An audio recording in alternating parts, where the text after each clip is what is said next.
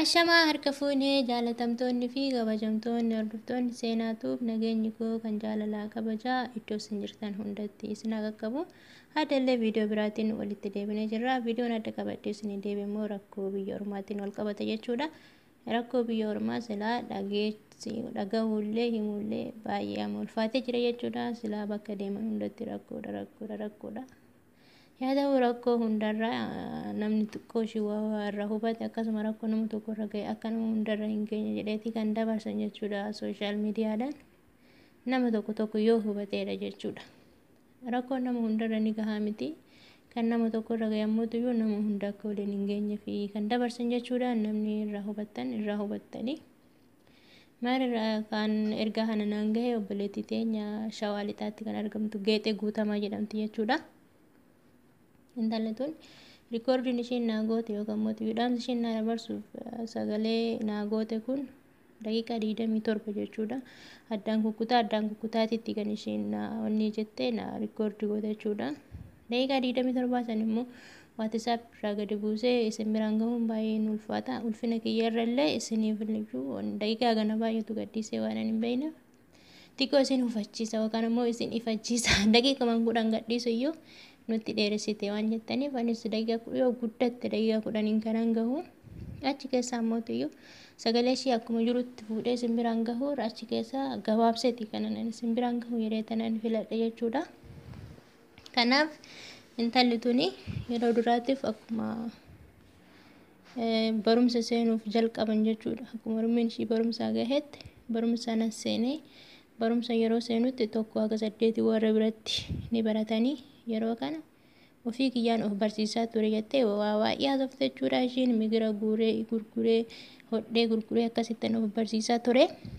Yeroon kutaa 8 ministirii warra biratti fudhadhee gara kutaa 9-10 gara biraatti haayiskuulii xiqqoon irraa fagaataa magaalaa nutti barachuuf taanu yeroo kanatti humna akkasiisan nan dhabee hiriyoota biraan nan hafee mana kiraa kafalee akka yeroo warra bira jiru sanitti natti hin tolu mana kiraa kafaluu jira maaltu jira akkasuma wociinis ni baay'ata kan mana barumsaa jechuudha. Kanaaf jecha ammoo barachuu hin dandeenye kutaa 9 san obboleeyya yookaan immoo hiriyoota kiyya biraan nan hafee jette yeroo kana baay'een of keessatti aaraa ture. Barumsa baay'een jaaladha humna oliin jaaladha barumsa silaafuu guyyaa takka akkan irraa hafuu hin barbaadu.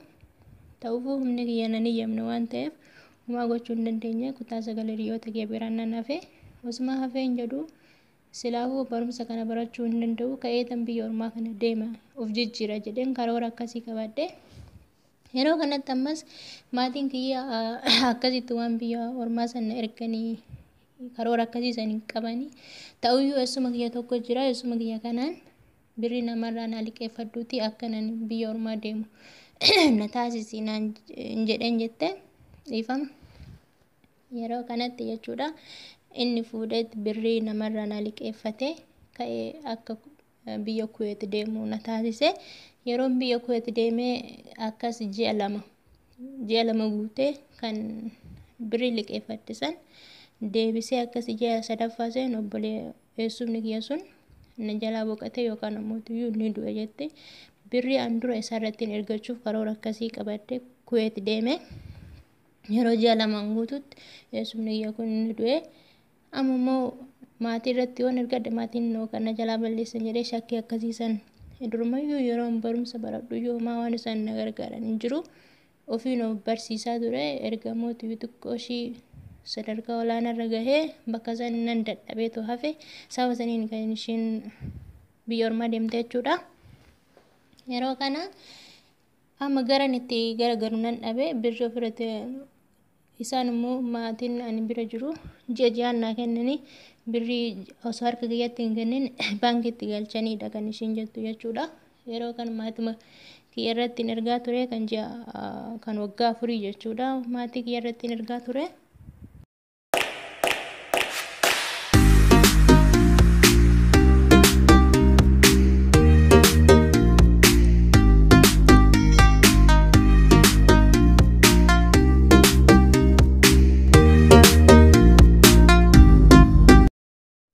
Maatirratti yeroon arguu birrii akkana jalaa hin balleessine ittan himaadha. Yeroon waggaa 4 xumuree galu birriin kiyya sun hunduu hin jiru. Waan nagarramu keessa iddoo keenya yookaan immoo qe'ee keenya san keessatti waan haaraa osoo hin argee hagas nan gubu. Akkasuma immoo mana haaraa kan ijaaran ta'e hagas nan aarsu hagas nan gubu. Immoo horii wayii yookaan waanuma ta'e hoolota waanuma ta'e waan bitan osoo ta'e hagas nan aarsu waan kana hunda homaa waan haaraa qe'ee keenya sanitti hin argine yoon garuu birriin kiyyaas hin jiru.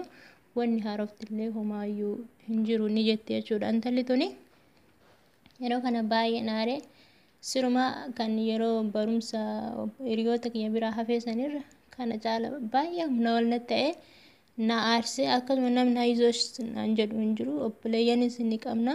Isaan kan anarratti dhalatanis barumsa ni baratu. Kan ana oliis isaan barumsa akkasuma sadarkaa wal taruu ni baratanii. Yaa ta'uyyuu garuu as keessatti namni akkasitti harkatti na qabatu hin jirudha kan ishiin jettu jechuudha. Yeroo kana amma immoo birrii hanga ta'e of harkatti qabadhee kan gale xiqqishuudha.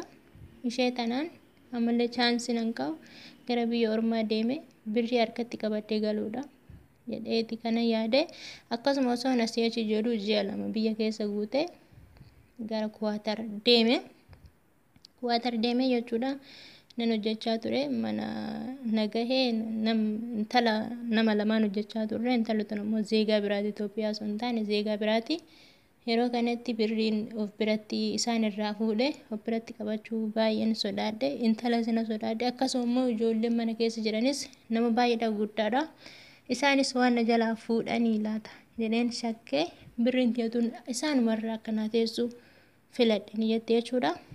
Yeroo kana intalli nu waliin hojjennu ishiin ji'aan fuutetti ji'a 2 ji'a 3 akkasii fuutetti kan ergitu zeegan biraa sun jechuudha Filiippiinii.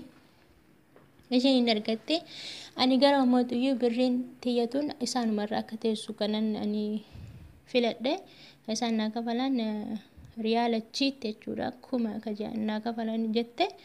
Yeroo kana akkasuma sun jedhu waggaa 3 nan xumure. Waggaa 3 xumure ani birrii kana harkumatti qabadheen galuu ni yaade.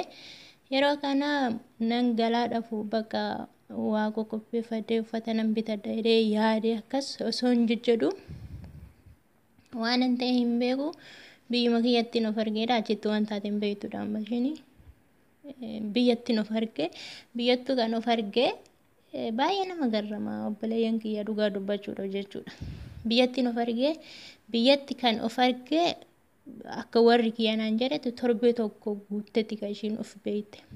Duutee hin duune dubbattee hin dubbattu lubbuun keessa jirtiidhaaf malee of eessa akka jirtu hin beektu. Biyya alaa jirtumoo biyya keessa warra ofii bira jirtumoo biyya harabaa jirti kamuu kan beekte jechuudha. Torbee tokko erga guuttee jechuudha. Baay'ee nama gaddisee jechuudha obboleeyyan kiyyaa. Kana rabbiin isin eegu jedha malee ani waan biraa maal jedhu illee akka jedhamu baay'ee namatti ulfaata jechuudha.